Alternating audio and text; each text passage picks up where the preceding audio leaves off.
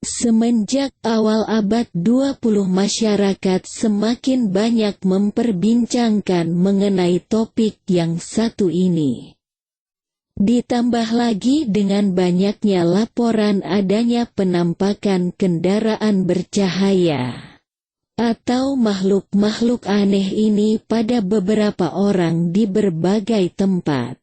Bahkan sejumlah negara maju mengeluarkan anggaran besar untuk melakukan riset mengenai makhluk luar angkasa yang dikaitkan dengan piring terbang, atau UFO atau disebut alien. Lalu wajar saja kalau kita jadi bertanya-tanya, benarkah mereka ada? Kajian ini disarikan dari pustaka Profesor Dr. Buya Hamka, sebagai pencerahan ilmu dan wawasan keislaman kita. Berikut akan coba dibahas mengenai masalah ini dari sudut pandang seorang Muslim. Sebelumnya, perlu diingat dan diketahui bahwa agama, terutama Islam, tidak pernah bertentangan dengan sains. Bahkan pada akhirnya sainslah yang selalu bersesuaian dengan apa yang ada di dalam Al-Quran. Agama, terutama Islam, tidak pernah menghambat dan berbenturan dengan perkembangan sains, ilmu pengetahuan. Beberapa orang beranggapan, jika suatu saat ditemukan adanya kehidupan di luar bumi, maka dogma-dogma agama akan terbantahkan. Itu sebabnya, beberapa pemuka agama tertentu merasa segan untuk berurusan dengan topik yang satu ini dan memilih tidak mempercayai keberadaannya. Namun ternyata tidak begitu halnya dengan Islam. Allah jauh-jauh hari telah memberitakan kepada kita bahwa Dia telah menciptakan makhluk-makhluk yang disebarkan di berbagai penjuru langit dan bumi. Allah berfirman dalam Al-Quran, dan di antara tanda-tanda kekuasaannya ialah menciptakan langit dan bumi serta makhluk-makhluk melata yang Dia sebarkan pada keduanya. Dan Dia Maha Kuasa mengumpulkan semuanya apabila dikehendakinya. Quran Surah Asy-Syura ayat 29. Langit di sini lebih cenderung mengacu pada luar angkasa, bukan atmosfer bumi. Islam sebagai rahmatan lil alamin, rahmat bagi alam semesta, menerima keberadaan makhluk hidup di luar angkasa sebagai bagian dari ciptaan Allah yang Maha Kuasa. Namun, bagaimana pandangan Islam tentang alien dan UFO? Bukankah Allah tidak menyebutkan tentang makhluk-makhluk beradab lain selain malaikat, jin dan manusia? Juga tidak disebutkan adanya planet lain yang memiliki kehidupan? Pertanyaan ini yang sering menjadi perdebatan di kalangan ilmuwan. Di dalam Al-Quran maupun hadits, sering disebut-sebut tentang para penduduk langit. Sebagian ulama menafsirkan penduduk langit adalah para malaikat yang menjalankan tugasnya di seluruh penjuru langit. Namun ada sebuah hadis yang cukup menarik tentang hal ini. Rasulullah bersabda, sesungguhnya Allah, malaikatnya, serta penduduk langit dan bumi, hingga semut yang ada di dalam lubangnya, dan ikan-ikan di lautan, semuanya bersalawat atas orang yang mengajarkan kebaikan pada manusia. Hadis riwayat Imam Tirmidzi.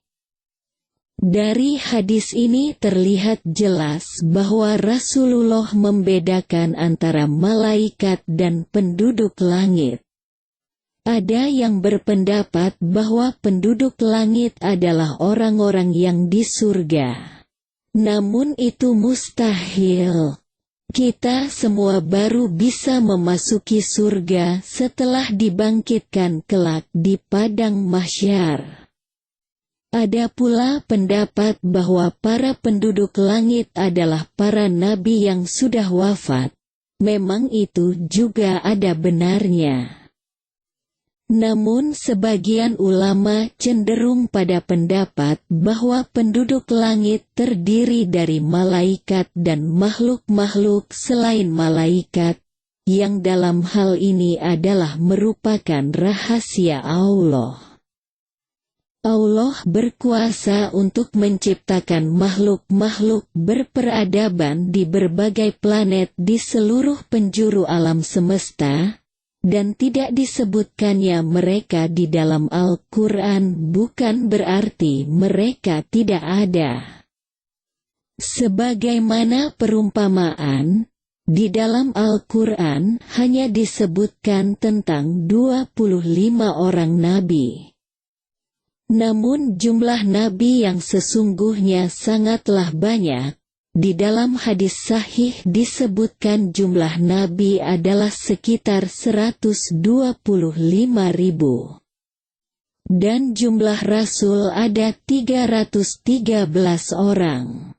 Firman Allah Surah Al-Isra ayat 70.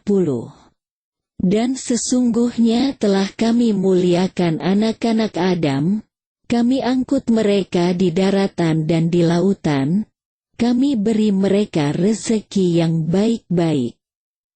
Dan kami lebihkan mereka dengan kelebihan yang sempurna atas kebanyakan makhluk yang telah kami ciptakan. Surat Al-Isra menjelaskan tentang kelebihan anak-anak Adam yang ada di muka bumi ini. Sebab Al-Quran diturunkan melalui Nabi Muhammad kepada seluruh umat yaitu cucu cicit anak Nabi Adam. Allah berfirman, kami lebihkan mereka kelebihan yang sempurna atas kebanyakan makhluk yang telah kami ciptakan. Di dalam surah ini Al-Quran menjelaskan bahwa makhluk-makhluk ciptaan Allah tidak hanya terdiri dari makhluk yang kita kenali atau tahu yang wujud di muka bumi ini saja. Allah juga telah mencipta makhluk-makhluk lain yang mungkin kita belum kenali dan berada di luar dunia kita. Demikianlah, sesungguhnya hanya Allah yang mengetahui kebenaran ada tidaknya mereka. Hanya saja kami ingin mengajak Anda untuk berpikir terbuka bahwa jika suatu saat benar-benar terbukti bahwa mereka ada, sesungguhnya itu hanyalah membuktikan kekuasaan yang tak terbatas dan di luar pemahaman kita. Juga mengenai maraknya laporan tentang camp, unculan piring terbang bercahaya dan juga crop circle, jejak UFO berupa lingkaran aneh yang terbentuk di ladang. Berdasarkan berbagai sumber, mereka mengaku diinterogasi oleh makhluk-makhluk itu, dan kemudian sebelum dilepaskan mereka diberikan informasi-informasi yang aneh. Kami akan mencoba menyampaikan secara garis besar informasi-informasi yang disampaikan oleh alien-alien ini. 1. Umumnya mereka mengaku berasal dari gugusan bintang tertentu, seperti Pleiades, Orion, dan sebagainya. Meskipun ada pula yang mengaku sebagai penduduk asli bumi keturunan dinosaurus yang punah. 2. Umumnya mereka mengaku sudah lama mengamati manusia dan tidak memiliki niat buruk. 3. Umumnya mereka memberi informasi tentang sejarah bumi dan alam semesta yang berbeda-beda menurut versi masing-masing jenis alien. 4. Dan yang paling mengkhawatirkan, mereka menyampaikan tentang sejarah keberadaan manusia, ataupun tentang Adam dan Hawa, yang sangat bertentangan dengan apa yang selama ini kita dapatkan dalam ajaran Islam. Dan parahnya, cerita itu berbeda-beda versi pula tergantung jenis aliennya. Bahkan ada yang mengaku sebagai pencipta manusia melalui rangkaian percobaan mutasi pada kera-kera purba. Akibat dari informasi itu, telah banyak orang yang terjerumus dalam ateis, atau bahkan menghambakan diri pada makhluk-makhluk itu. Salah satu makhluk yang mengaku keturunan asli dinosaurus, reptilian race, bahkan mengaku peduli dengan umat manusia dan memberitahu bahwa manusia diciptakan sebagai hasil rekayasa genetik, mutasi, oleh alien lain yang disebut Elohim untuk kelak dijadikan budak, di mana Elohim dalam bahasa Ibrani yang dimaksud adalah Allah. Sebagai Muslim, rujukan kita adalah Al-Quran dan Al-Hadis. Apabila keterangan informasi tentang alien itu bertolak belakang dari Al-Quran dan hadis sahih, maka tentu kita memfilter dan menolaknya. Karena kebenaran adalah milik Allah dan kepunyaan Allah semata. Sebagai seorang Muslim, kita akan langsung bisa melihat dengan jelas apa motif makhluk-makhluk itu, yaitu menyebarkan informasi yang secara kontinu menjauhkan manusia dari agama. Alhamdulillah kita sebagai Muslim telah diberitakan bahwa di bumi ini juga ada makhluk berakal lain selain kita, yaitu bangsa jin. Kita tahu bahwa beberapa golongan jin memiliki kemampuan untuk mewujudkan diri di dimensi manusia. Dan kita juga tahu bahwa sebagian dari mereka yang disebut sebagai bangsa setan, juga memiliki motif yang identik, yaitu menjerumuskan manusia dalam kesesatan. Kiranya dari gambaran di atas kita bisa menarik kesimpulan mengenai siapa dalang dari semua misinformasi ini. Perlu diperhatikan juga dalam referensi buku, Dialog dengan Jin Muslim, karya Muhammad Isa Daud, diberitakan bahwa beberapa golongan jin, terutama setan, memiliki pula teknologi yang sangat maju, yang mungkin mustahil bagi manusia untuk mengikutinya. Bisa jadi disebabkan karena kelebihan wujud fisik mereka yang bahkan sanggup untuk memindahkan benda-benda berat dalam waktu sekejap seperti dalam kisah Nabi Sulaiman a.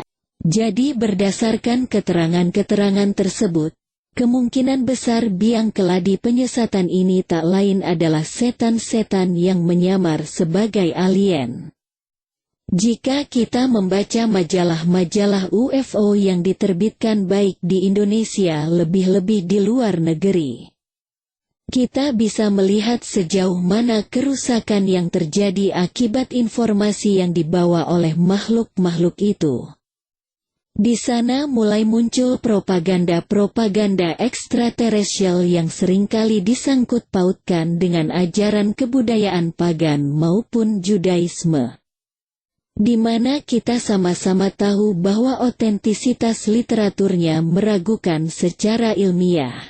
Apabila Anda membaca sendiri majalah-majalah itu, akan terlihat jelas sekali adanya suatu usaha untuk membuat manusia bingung dan akhirnya berpaling dari agama. Dan saat ini kita belum tahu berapa orang yang telah menjadi korban. Islam mengajarkan kita untuk menempatkan diri secara benar. Kita tidak memungkiri adanya kemungkinan keberadaan makhluk-makhluk asing, alien, di luar sana. Namun kita juga jangan sampai terpengaruh propaganda dari makhluk-makhluk yang mengklaim sebagai alien dan percaya begitu saja informasi yang disampaikan oleh mereka. Apalagi jika lebih mendasarkan diri pada berbagai legenda kaum pagan dan Judaisme, yang kebenarannya jelas-jelas sangat meragukan. Walahul alamu bisawab. Kepada Allah Ta'ala kita menyerahkan segala urusan. Tiada daya dan upaya selain hanya dengan pertolongan Allah semata.